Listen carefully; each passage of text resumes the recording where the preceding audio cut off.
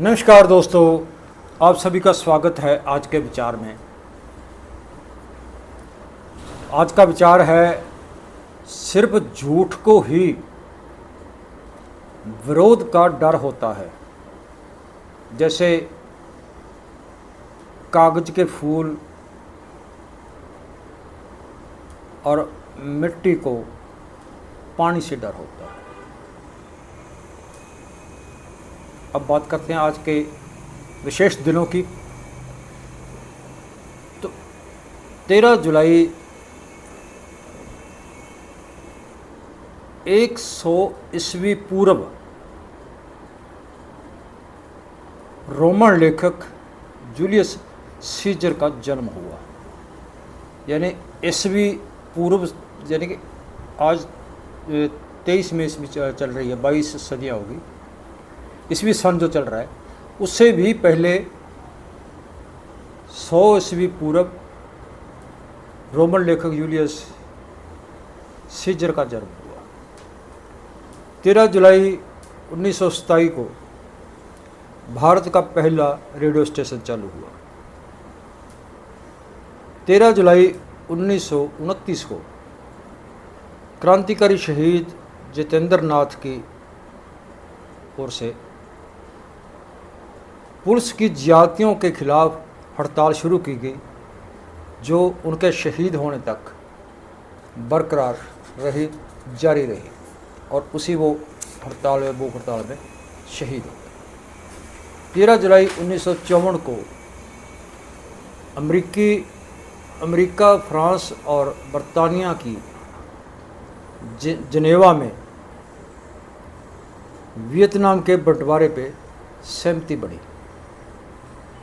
13 जुलाई 1974 को भारत ने इंग्लैंड के साथ पहला वनडे क्रिकेट मैच खेला। 13 जुलाई 1977 में गदरी बाबा, इनकलाबी बाबा गुरमुख सिंह ललतों गांव है, जिला लुधियाना में, उनकी शहीदी हुई। तो ये थे आज के विशेष दिनों के बारे में।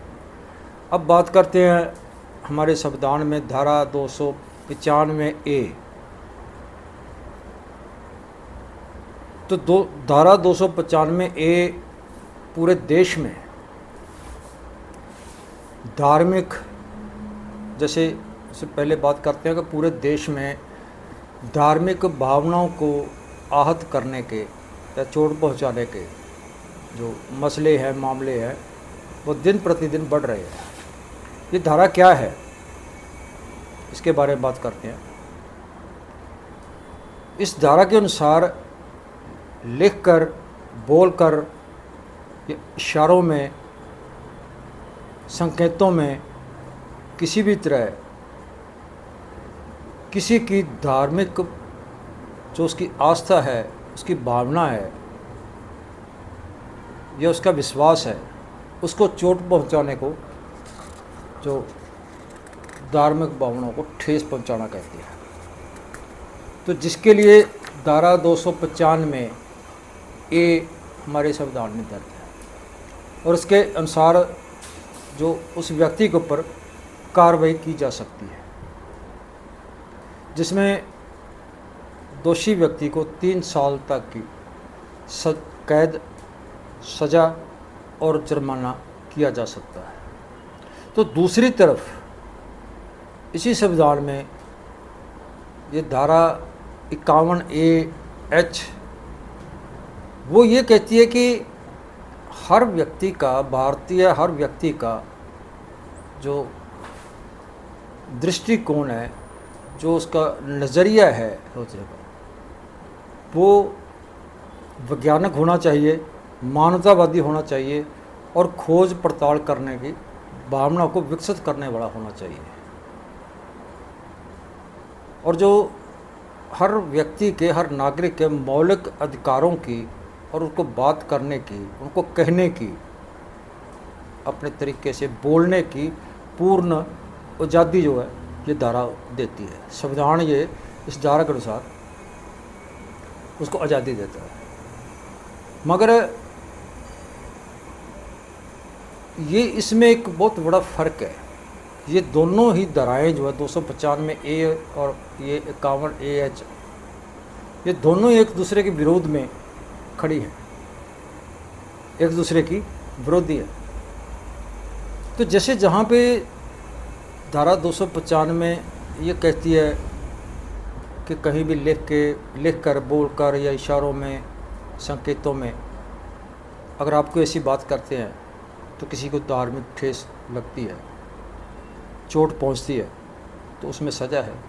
तो दूसरी तरफ जो वैज्ञानिक धारा के अनुसार जो 51 ए के अनुसार जो है वो पर इस तरह का मतलब हर चीज़ पे किंतु परंतु करने का, क्योंकि विज्ञान तो हर चीज़ पे किंतु परंतु करने की बात करता है ना, तो वो उसके अनुसार जो है वो बात करेगा, तो उनको भी ये अधिकार देती है। तो दोनों ही धाराएँ जो हैं वो एक दूसरे के विरोधी खड़ी।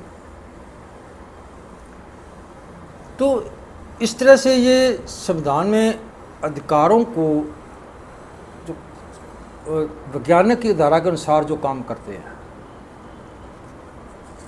उनके अधिकारों को कुचलने से गुरेज जो है वो नहीं करती 295। अब उनकी भी तो भावना है जो वैज्ञानिक सोच के धारणी हैं, जो वैज्ञानिक सोच के ऊपर जो मतलब प्रचार करते हैं या वो सोच रखते हैं।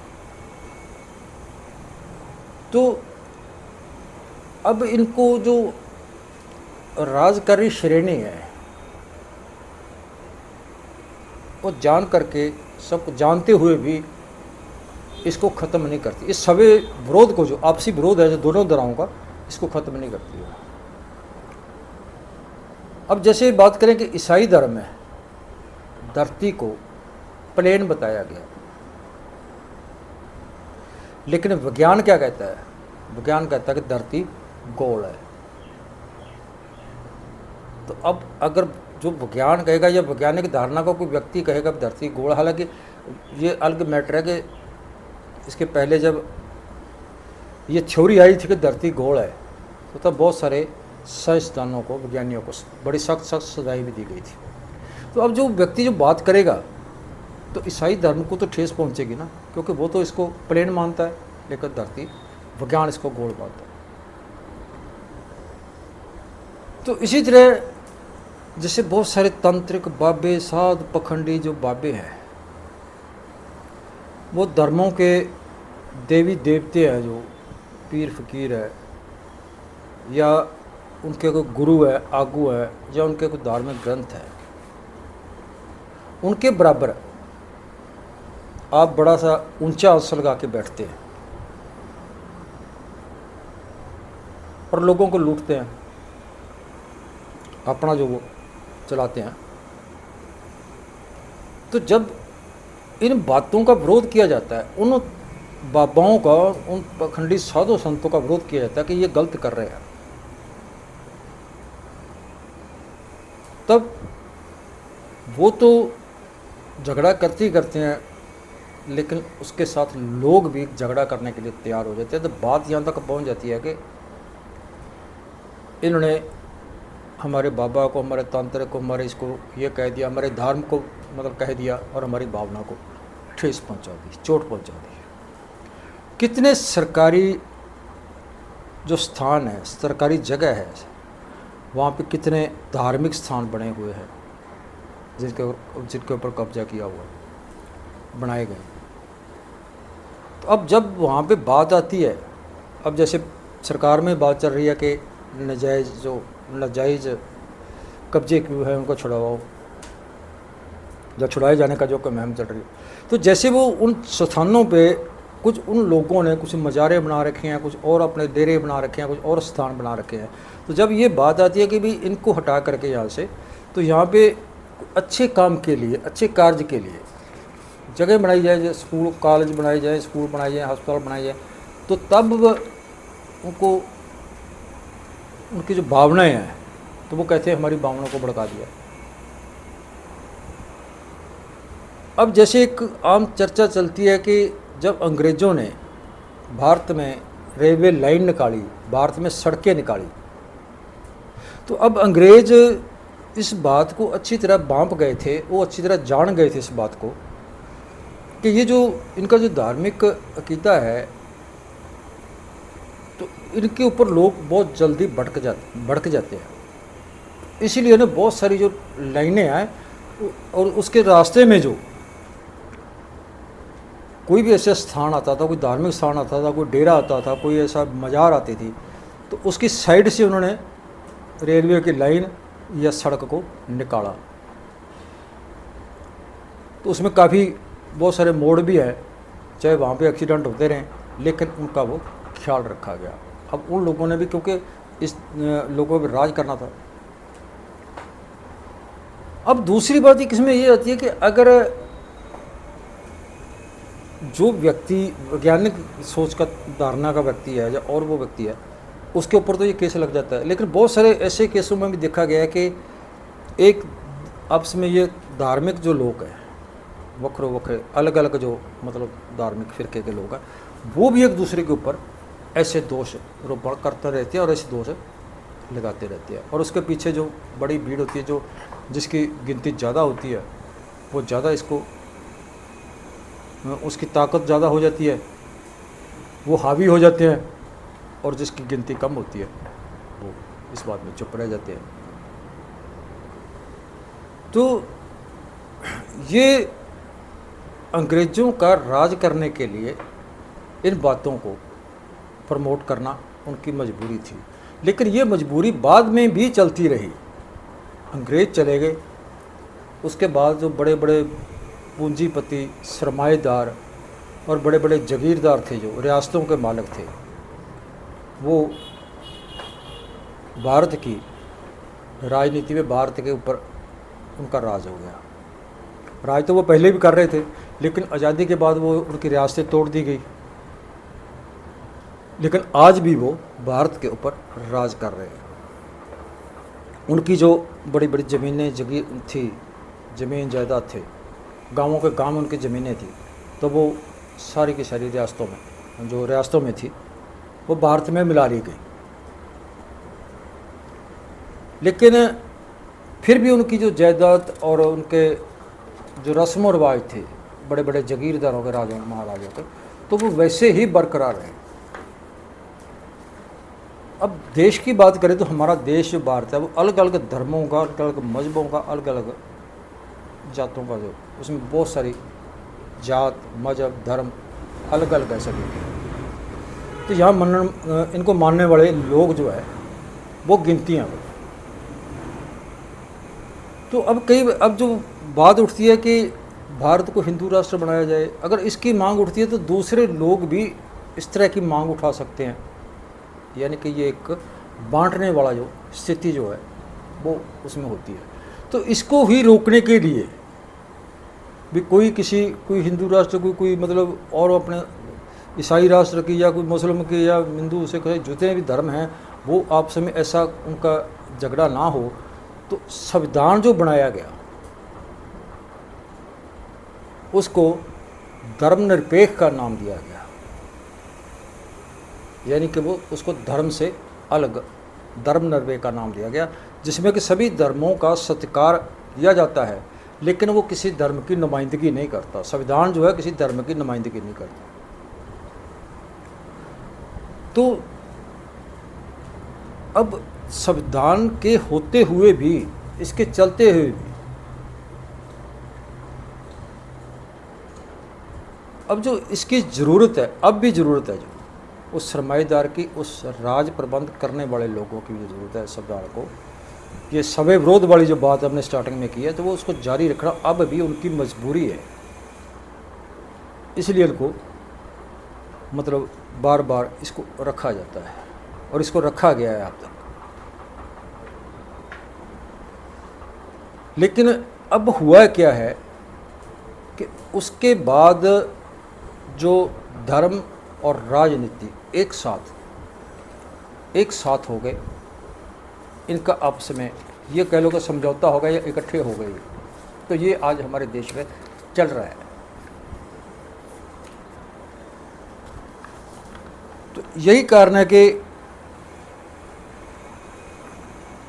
जैसे एक और इसका उदाहरण आता है कि इंग्लैंड की जो सरमाईदारी थी, उन्होंने जो उसके राजे थे पहले बड़े राजे और धर्म के साथ इंग्लैंड के लोगों ने समझौता कर लिया। तो यहाँ पर भी यही कुछ तो हो रहा है। तीसरी बात जो उसमें ये आती है कि अब इसको इसलिए भी बरकरार रखा जाता है, इसलिए भी जारी रखा जाता है कि अगर लोगों का अंधविश्वासों से और धर्मों से विश्वास उठ गया तो ये तय है कि लोग उस सिस्टम के खिलाफ, उस माड़े प्रबंध के खिलाफ उठ खड़े होंगे, आवाज़ उठाएंगे,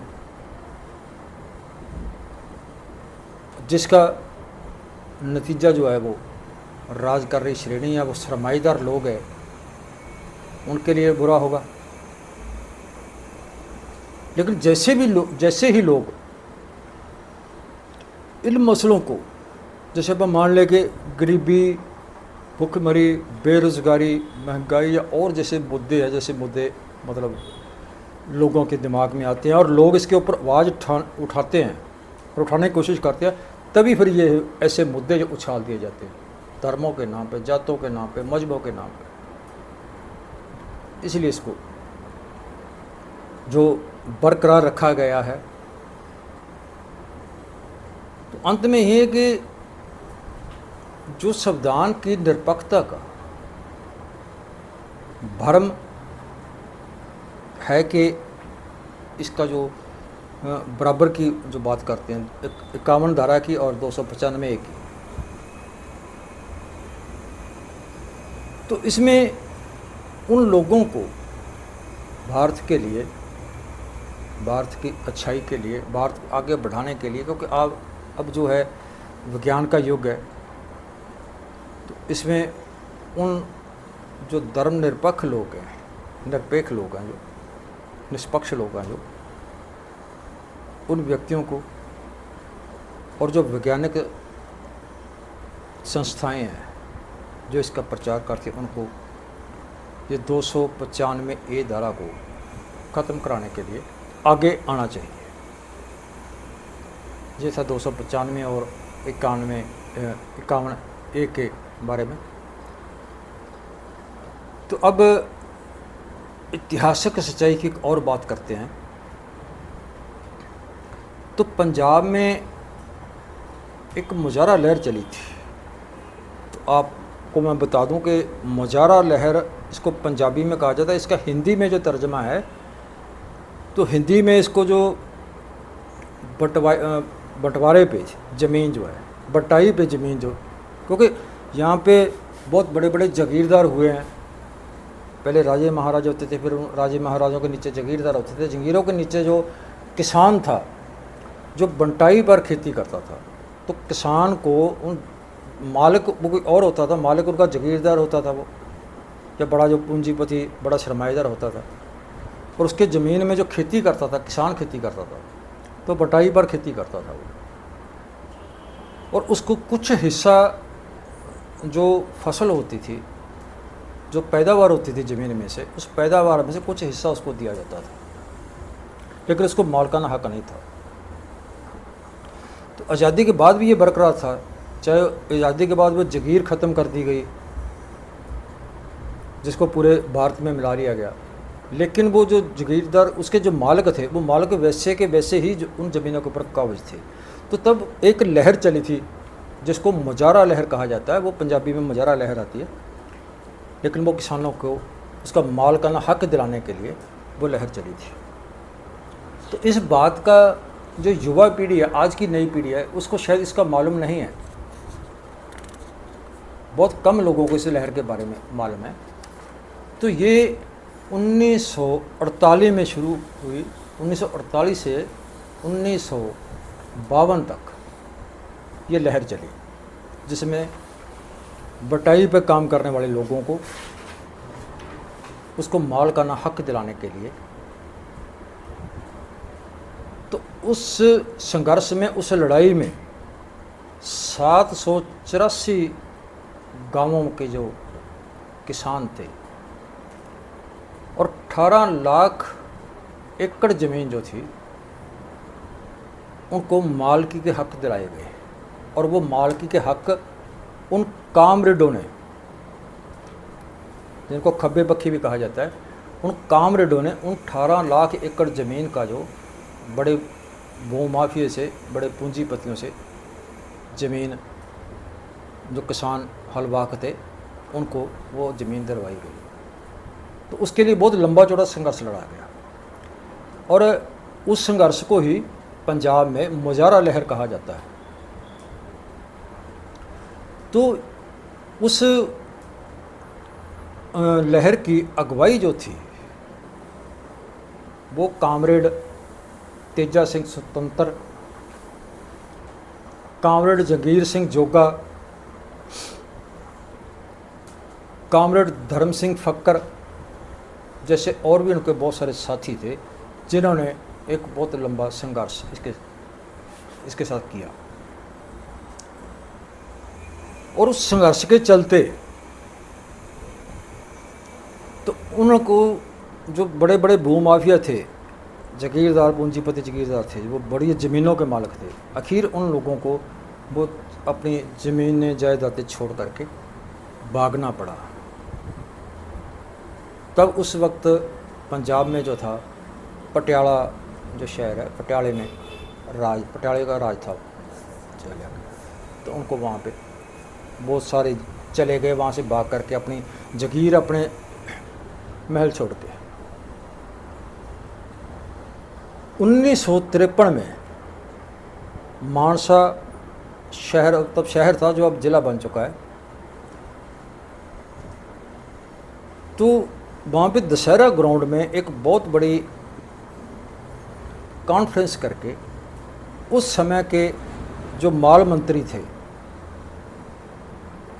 दारा सिंह, जो कि कैप्टन कमलजीत सिंह के पिता थे, उनकी मौजूदगी में फिर वो जो बड़े बड़े माफिया थे, जो बड़े बड़े जागीरदार पूंजीपति ज़मीनों के मालिक थे, उन्होंने अपनी वो मालकी ज़मीनों के ऊपर अपना हक हकूक़ छोड़ दिया, अपनी मालकी छोड़ दी, और वो ज़मीन जो थी वो हलवाकों के नाम कर दी, उन किसानों के नाम, उसके जो डॉक्यूमेंट्स उनके नाम कर दिए गए। मगर इतिहास में कामरेडों के इस संघर्ष की, इस लड़ाई की जानकारी लोगों को बहुत कम है, और इसका जिक्र जो है, इसकी चर्चा जो है वो बहुत कम होती है। तो अब जो वही सिस्टम फिर चल रहा है, जो बड़े बड़े कारपोरेट पूंजीपति घराने हैं, वो उसी तरह उन ज़मीनों के ऊपर कब्जा जो करना चाहते हैं, जो पिछले समय में भी ये चला हैगा, एक लंबा संघर्ष जो चला 1920-21 में। लेकिन अभी भी बहुत सारा काम इसमें बाकी पड़ा है। अब उस मुजारा लहर का, कामरेडों के उस संघर्ष का जो संघर्ष था, वो अभी भी अधूरा पड़ा है, और इस समय में इसका जो और भी ज़्यादा ज़रूरत है। जो काम उस लहर में बाकी रह गया था,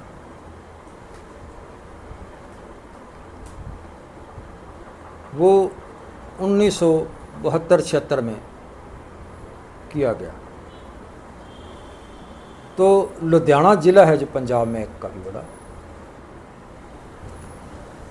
तो लुधियाना ज़िले के एक मत्तेवाड़ा, जो अभी भी वहाँ पे जंगल है, काफ़ी रकबे एरिया में जंगल खड़ा है मत्तेवाड़ा का, जिसका नाम था एक ठाकर सिंह रब, मत्तेवाड़ा गांव का ठाकर सिंह रब का फार्म। और एक इसी तरह और जो है, मतलब पंता सिंह, उसका एक बहुत बड़ा फार्म। और ये जो फार्म थे, और वो मुजारा लहर के जो लोग थे, आगू थे, उनके कब्जे में आने के बाद स्वतंत्र नगर के नाम से जाना जाता, स्वतंत्र शहर था। तो उसके बाद वो उनके कब्जे में आ गया। तो एक नूरपुर झुग्गियाँ है, झुग्गियाँ नहीं, जोंगियाँ जो गांव है, वहाँ पे लुथरा फार्म। तो इस तरह के और भी बड़े बड़े जो फार्म, बहुत सारी ज़मीनें और बहुत सारे ऐसे अभी भी बाकी पड़े हैं जिनका किसी जदोजहद में भी नाम नहीं आता है, मालूम नहीं क्यों। तो इसका जो किसानों को मालिकाना हक दिलाने के लिए जो पंजाब में मुजाहरा लहराई या और स्थानों पे और जगह पे ऐसे संघर्ष चले और किसानों को मालिकाना हक दिलाया गया, लेकिन इसका सबसे पहली जो शुरुआत है वो सिख धर्म के एक बहुत बड़े महान योद्धा, सूरवीर, जिसको बाबा बंदा सिंह बहादुर के नाम से जाना जाता है, उसने सबसे पहले शुरुआत की थी और किसानों को उन ज़मीनों का मालिक बाबा बंदा सिंह ने बनाया था। जब उन्हें सरहंद पे हमला किया तो सरहंद के ऊपर जब बाबा बंदा सिंह का राज हुआ तो सबसे पहला जो नारा भी दिया था वो भी बाबा बंदा सिंह बहादुर ने दिया था कि ज़मीन जो है वो हल वाहक की है, कि जो ज़मीन को जोतता है किसान, ज़मीन उसी की है। और उस वक्त जो किसान ज़मीन जोतते थे, किसान जो ज़मीनों में हल चलाते थे, तो वो ज़मीनें उन्हीं किसानों को दे दी गई। ये सबसे पहला काम बाबा बंदा सिंह बहादुर ने किया था, जो कि सिख धर्म के एक बहुत बड़े योद्धा हुए हैं। सो दोस्तों, आज का विचार कैसा लगा, ये जानकारी कैसी लगी, कमेंट करके ज़रूर बताना। और चैनल को दोस्तों सब्सक्राइब ज़रूर कर लेना ताकि हर नई जानकारी का नोटिफिकेशन आपको मिलता रहे। ऐसी ही जानकारी लेकर के कल फिर हाजिर होंगे। आज के लिए इतना काफ़ी है। मिलते हैं कल नए विचार के साथ।